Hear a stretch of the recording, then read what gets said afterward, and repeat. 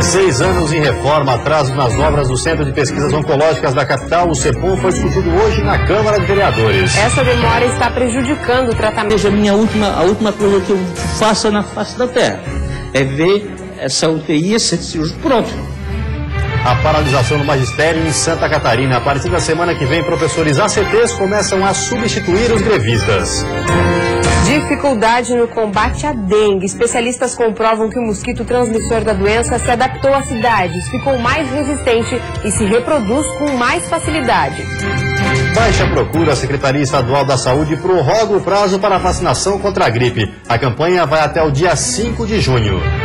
E no futebol, jogando em casa, Figueirense deixa escapar a vitória contra o Botafogo pela Copa do Brasil.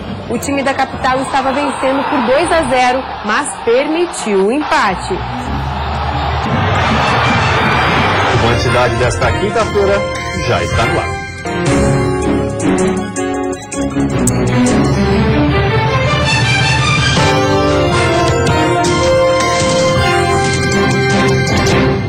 Olá, boa noite.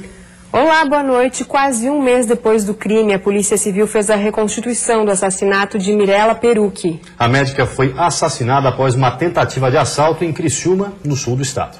A reconstituição foi realizada no início da tarde. Um dos pontos mais importantes dos trabalhos foi o exato momento do disparo. A simulação é fundamental para o fechamento do inquérito, já que os depoimentos das testemunhas se tornam ainda mais claros através da reconstituição. Que, como se pôde perceber, o maior estava logo atrás do menor, que foi o autor dos disparos, esse menor. Então, o desencadeamento e a situação mostram que as testemunhas tinham plena visão e poderiam reconhecer com bastante precisão, até porque a rua é clara e também estavam muito próximos. Um menor já está apreendido e um maior preso. Eles são suspeitos do assassinato e não participaram da reconstituição. A médica Mirela Perucchi foi morta há cerca de um mês em uma tentativa de assalto na região central de Criciúma. O marido da médica, que estava no banco do passageiro na noite do crime, participou da reconstituição. Ainda muito abalado, ele preferiu não falar com a imprensa. Um primo de Mirela falou sobre o sentimento da família. Não dá para acreditar, parece que a ficha não caiu, entende? É uma dor forte demais, que a família toda continua sentindo a cada dia, parece que vem com mais força e a única coisa que a gente pode tentar fazer, a vida dela não volta mais, mas é tentar mobilizar a população, todos para que possamos ter uma vida melhor, enfim. A greve do magistério em Santa Catarina. O governo já está contratando professores temporários para garantir o andamento do ano letivo. Os profissionais que vão substituir os grevistas devem começar na semana que vem. Na região serrana, cerca de 70 professores admitidos em caráter temporário, os chamados ACTs, vão substituir os grevistas nas escolas estaduais a partir da semana que vem. Segundo o gerente de educação, nesta sexta-feira será feita a chamada dos profissionais que irão ocupar as vagas. Quando eles devem começar a atuar nas salas de aula? A partir de segunda-feira, já ocupando o cargo de professor em substituição ao professor grevista. A medida foi proposta pela Secretaria de Educação do Estado para tentar minimizar a falta de aula nas escolas estaduais, que já dura quase 2 meses. Ao todo, 113 professores ACTs serão chamados e outros 687 podem ser contratados para substituir os grevistas nas 13 GEREDs de Santa Catarina. Desde o dia 24 de março, pelo menos 20% dos professores estaduais estão em greve, segundo o sindicato da categoria.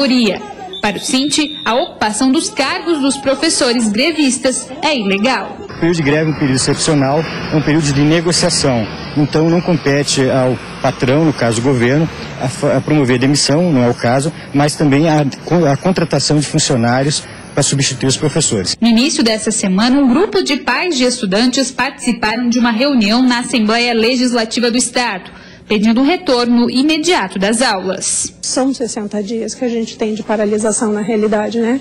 É muito tempo. Como é que vai ser e qual é a qualidade da aula que vai ser? Como é que vai ser reposto isso? Segundo o sindicato da categoria, a paralisação ainda não chegou ao fim porque eles não têm garantias de que o governo irá cumprir as promessas.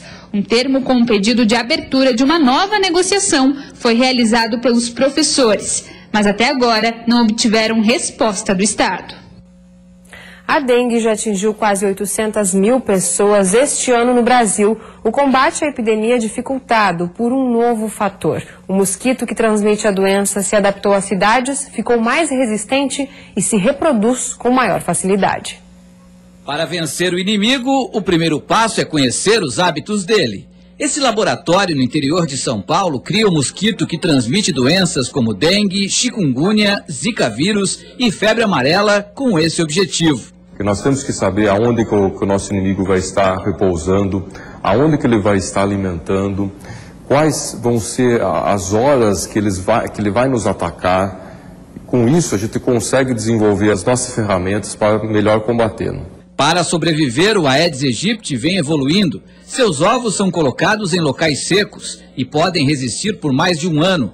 E ao contrário do que acontecia antes, não precisam mais de água limpa para se reproduzir. Reduziu o número de água parada. E com isso havia necessidade do mosquito ovipositar, de colocar os ovos. Então ele começou a colocar os ovos em água barrenta também.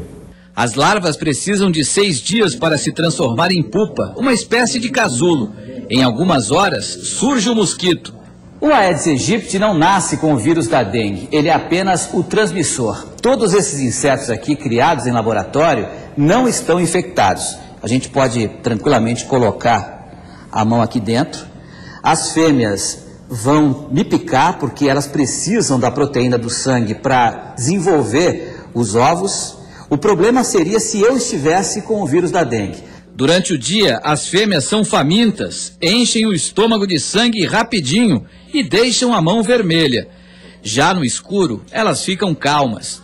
Nessa sala é possível ver também a mudança de comportamento do mosquito de acordo com a variação da temperatura.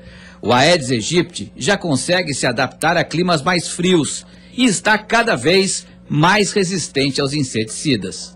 É um processo evolutivo, né? Há uma necessidade de perpetuar a espécie e, consequentemente, eles vão buscar outros ambientes, outras situações que eles possam estar desenvolvendo.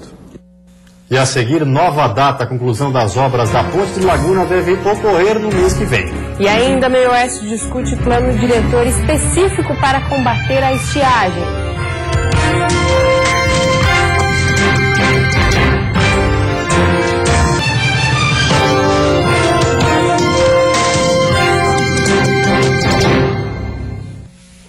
A gestão eficiente da água, a preservação de mananciais e as políticas que auxiliem no combate aos efeitos da seca. Essas foram algumas das alternativas debatidas no encontro realizado em Joaçaba. O projeto visa a elaboração de um plano diretor de combate à estiagem. Com a falta de água para atividades essenciais na propriedade causada pela última estiagem, lavouras e gado tiveram perda na produção.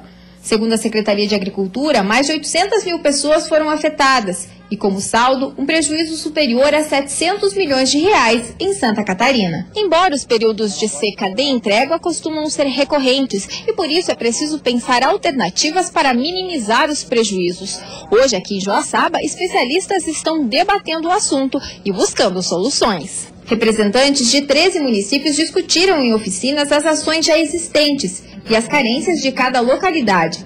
Com base em um estudo feito pela UDESC, a gestão dos recursos hídricos foi um dos principais pontos do debate. Aumentou muito a produção de gado, aumentou muito a produção de suíno, de aves, e isso consome água. Nós numa visita que fazíamos, a pessoa dizia, tenho 2.200 porcos, 2.200 porcos, o que é que eu gasto 44 mil litros, 50 mil litros de água a dia. Multipliquem por mais uns milhares, milhões de porcos e têm um número que dá uma ideia da pressão que eles exercem sobre a água. Então, se não houver planejamento, se não houver uma estrutura de resposta planejada e também saber até onde se pode aumentar a produção, aonde aumentar, são tudo uma questão de gestão de recursos hídricos, principalmente, e depois preparação das comunidades, né? Outros encontros ainda serão realizados pela região oeste, coordenados pela Defesa Civil. O relatório final deve fomentar um plano diretor de combate à estiagem. O Estado de Santa Catarina está fazendo produzir informações suficientes para fazer um plano diretor de ações sustentáveis com visão de longo prazo para enfrentamento da estiagem. Nós já sabemos que nós temos recursos hídricos em abundância, nós temos muita chuva em Santa Catarina, aqui no oeste também, e nós temos que utilizar bem esse recurso. Então, é isso que nós estamos nos propondo, por isso que é importante essas oficinas, é importante a participação de todos aqueles que possam contribuir com essa fase de levantamento de dados para que a gente possa produzir o material adequado. A sexta-feira vai ser de nebulosidade variável em todas as regiões, com possibilidade de chuva no litoral norte, Vale do Itajaí e também no oeste do estado. Temperatura em elevação. A mínima fica em 10 graus na Serra e a máxima em 29 no sul do estado. No Planalto Norte, mínima de 13 e máxima de 22. No Vale do Itajaí, Grande Florianópolis e Litoral Norte, máxima de 25. E no oeste, mínima de 17 e máxima de 27 graus. E passado um mês do tornado que atingiu o oeste catarinense, centenas de famílias ainda dependem da solidariedade para voltar à rotina. Os atingidos precisam principalmente de materiais de construção e móveis. Depois da passagem do tornado que provocou destruição e mortes no oeste de Santa Catarina, o trabalho segue na reconstrução da cidade. 2.100 residências foram danificadas e 78 casas totalmente destruídas pelos ventos que podem ter passado de 200 km por hora. Centenas de pessoas ficaram feridas e 4 morreram, entre elas uma criança de 8 anos. Passado um mês do desastre que deixou um prejuízo de mais de 100 milhões de reais, muitas famílias ainda precisam de ajuda, principalmente de materiais de acabamento e móveis para reconstruir suas casas e retomar suas rotinas.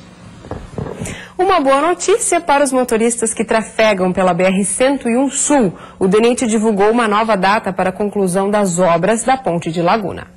Com as obras retomadas há poucos dias, o DENIT já pôde fazer uma nova previsão para a conclusão da Ponte de Laguna. A data é 30 de junho, um mês além do prazo, devido ao atraso no repasse por parte do governo federal. A construção teve um custo total de 700 milhões de reais e é uma das últimas grandes obras da duplicação da BR-101 no trecho sul. A estrutura, com cerca de 3 quilômetros, deverá resolver o problema de um dos principais gargalos que ainda restavam na rodovia, além de se tornar mais um cartão postal de Santa Catarina. E o trevo da rodovia Jorge Lacerda com a BR-101 em Itajaí vai passar por obras. A prefeitura do município confirmou que vai executar o projeto. O trevo concentra todo o movimento das rodovias. Quem quer chegar a Itajaí ou a BR-101 precisa passar pelo local. Em setembro do ano passado, uma manifestação parou o trânsito por alguns minutos para coletar assinatura de motoristas. O processo pedia melhorias no acesso.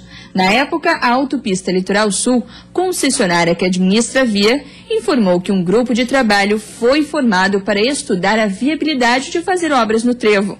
A autopista explicou ainda que qualquer alteração precisava ser aprovada pela ANTT. Para acelerar o processo, a Prefeitura de Itajaí resolveu executar o trabalho. Dos R$600 mil previstos para a implantação de 2 retornos funcionais no local, serão necessários apenas R$300 mil, já que o órgão vai usar mão de obra própria. O município aguarda agora as autorizações da ANTT, Autopista e Câmara de Vereadores para iniciar os trabalhos. A previsão é que a execução dos retornos inicie na primeira quinzena de... E a seguir, assinada hoje a ordem de serviço para as obras de ampliação da Arena Joinville. E dentro de campo, o Figueirense, que venceu o Botafogo por 2-0, vacilou e acabou permitindo o empate no Orlando Scarpelli.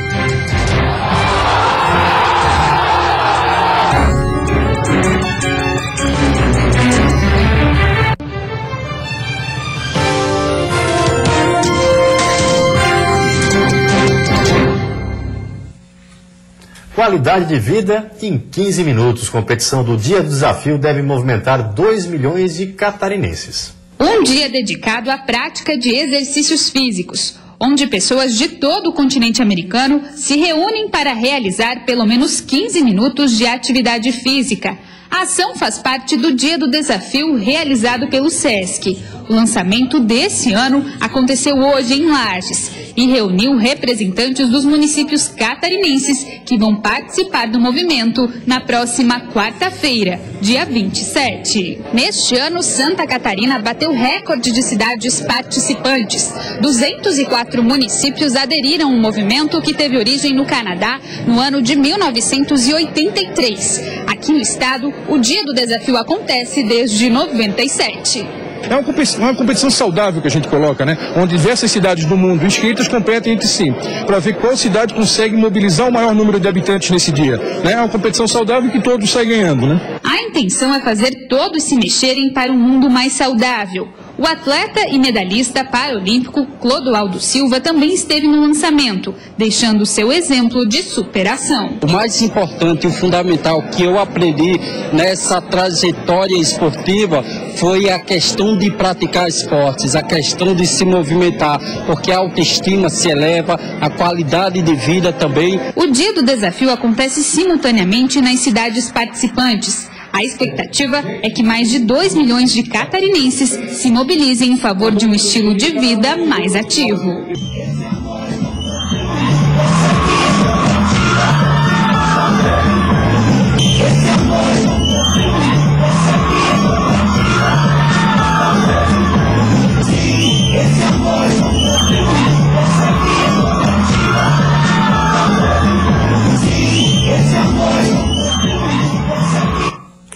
As obras de ampliação da Arena Joinville finalmente vão começar. Foi assinada hoje a ordem de serviço que autoriza o início dos trabalhos.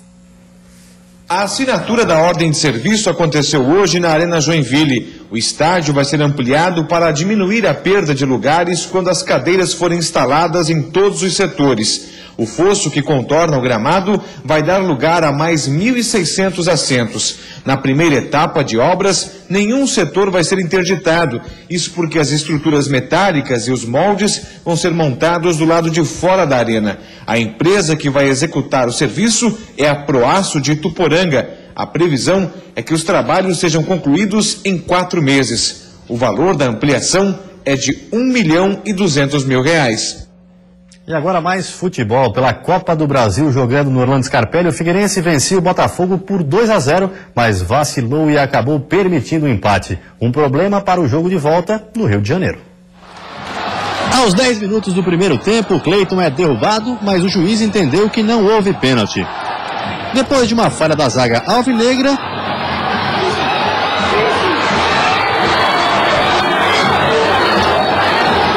quase gol do Botafogo, e foi por pouco.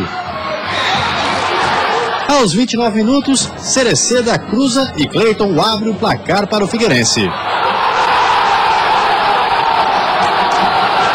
Na etapa complementar, aos 4 minutos, Emerson marca contra. 2-0 Figueirense.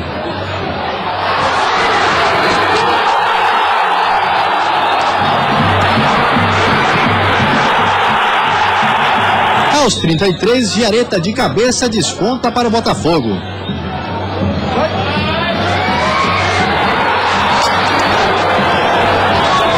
E aos 43, quase o alvinegro aumenta. Cleiton de novo chuta no canto, mas o goleiro Jefferson defende. O goleiro Alex Muralha também fez grandes defesas, mas não conseguiu evitar esse gol de Luiz Ricardo nos acréscimos. Final, Figueirense 2, Botafogo também 2. No jogo de volta, um empate em 0-0 ou 1-1 classifica o Botafogo. A gente tinha que estar ligado todo o jogo. Sabemos que a equipe deles tem qualidade, eles aproveitaram nosso vacilo e empataram o jogo. Então não temos muito o que lamentar, não. Acho que a equipe fez uma boa partida. Não vamos aqui justificar, porque senão nós vamos ter que ficar aqui falando meia hora só dos jogadores que estão machucados. E a seguir, 16 anos de reforma. Atraso nas obras do Tupom foi discutido hoje em audiência na Câmara de Florianópolis. E ainda prorrogada a campanha de vacinação contra a gripe. Quem não tomou a vacina tem mais 2 semanas para receber a dose.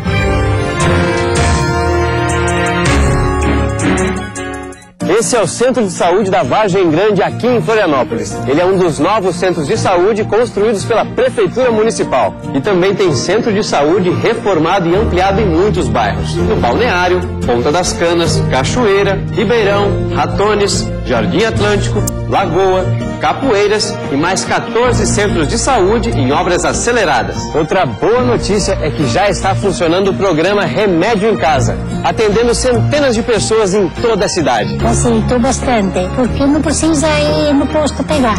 Podem receber em casa os medicamentos oferecidos pelo programa os idosos acima de 65 anos com hipertensão ou diabetes, ou pessoas de qualquer idade com dificuldades de locomoção, desde que cadastradas no programa Saúde da Família. É por isso que Florianópolis foi eleita a cidade com a melhor rede de atenção básica de saúde do Brasil. Um orgulho para todos nós. Prefeitura de Florianópolis. Aqui tem trabalho, aqui tem saúde. A Quevedo Ótica desenvolveu uma sólida parceria com uma das maiores fabricantes de lentes oftálmicas do Japão e lançou a promoção óculos de grau completo por apenas R$ 139,00 em 10 vezes sem juros. É a confiança de ter ao seu lado uma rede de lojas genuinamente catarinense. E com o que amar? Quevedo Ótica, 28 anos de tradição em Santa Catarina. Band Cidade. Oferecimento. Todo mundo tem um grande motivo para comprar no Queres.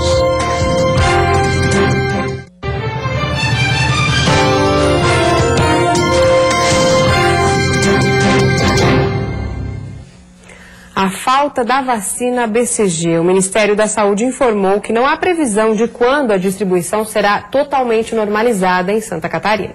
19 mil doses da vacina BCG começaram a ser distribuídas hoje para todos os municípios, mas a quantidade não é suficiente para regularizar a demanda do estado. Santa Catarina deveria receber mensalmente 25 mil doses da vacina, o que não vem acontecendo. Os problemas surgiram na produção do laboratório único que produz a BCG no país. A vacina que protege contra formas graves de tuberculose é aplicada nos recém-nascidos ainda na maternidade.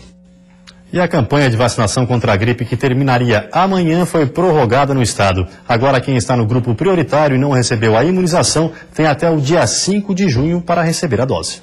A meta de vacinação ainda não foi atingida. Neste ano, o objetivo é imunizar pelo menos 80% do grupo de risco. Até agora, apenas 58,7% deste público recebeu a dose. Na capital, um dos motivos é a dificuldade de encontrar a vacina nos postos de saúde, já que muitas unidades tiveram serviços afetados pela greve dos servidores municipais. A vacina é importante porque protege contra os 3 mais agressivos subtipos do vírus da gripe, H1N1, H3N2 e influenza B. Devem receber a imunização pessoas com 60 anos ou mais, trabalhadores de saúde, povos indígenas, crianças na faixa etária de 6 meses a menores de 5 anos, gestantes, mulheres que deram à luz em até 45 dias, além dos portadores de doenças crônicas. Impasse para os pacientes de câncer no estado. Uma audiência pública na Câmara de Vereadores de Florianópolis discutiu hoje a urgência em inaugurar as obras do complexo oncológico da capital. A audiência pública foi proposta pelo vereador Ricardo Vieira para tentar diminuir a espera dos pacientes com câncer em Santa Catarina. Se a solução é fazer a reversão só da área do centro cirúrgico, é fazer o parcelamento daquele terreno. E aí, nisso, a Câmara de Vereadores pode ajudar através de um projeto de lei.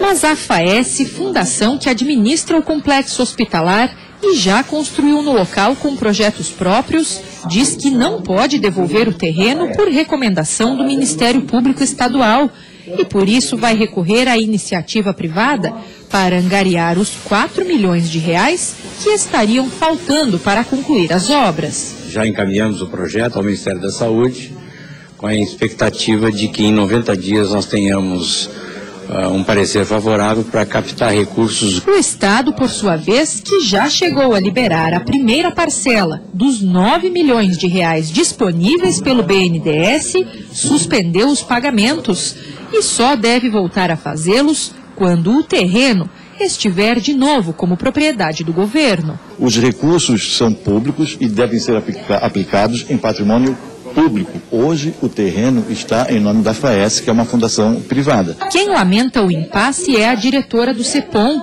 A entidade faz o que pode para atender a demanda ou realocar os pacientes para outras instituições. como hospital de caridade, através do Sistema Único de Saúde, abrir uma nova sala no hospital regional e também otimizar as salas cirúrgicas que nós temos no CEPOM. O complexo oncológico aqui de Florianópolis atende pacientes do estado inteiro. As obras para ampliação do centro cirúrgico e da UTI, que estão em andamento há 16 anos, poderiam ter sido inauguradas em dezembro do ano passado. Na lista de espera, apenas com os casos mais graves, as vidas de 250 pessoas aguardam por essa inauguração. É o caso do João. Em tratamento há 5 anos, ele é também presidente da Associação dos Amigos e Pacientes com Câncer de Santa Catarina e sonha em ver o seu desejo se realizar. Nem que seja a última coisa que eu faça na face da terra, é ver essa UTI, esse centro cirúrgico pronto, porque não é possível, isso não tem cabimento. Que situação. E você fica agora com o Jornal da Band. Uma ótima noite a todos e até amanhã. Uma boa noite para você. Até amanhã.